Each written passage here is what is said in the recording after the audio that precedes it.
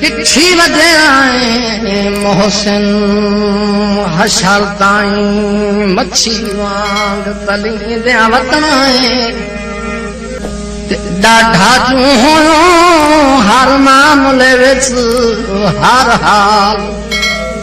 कुसींदे वतन तुम वसदा वेख के हैरान विच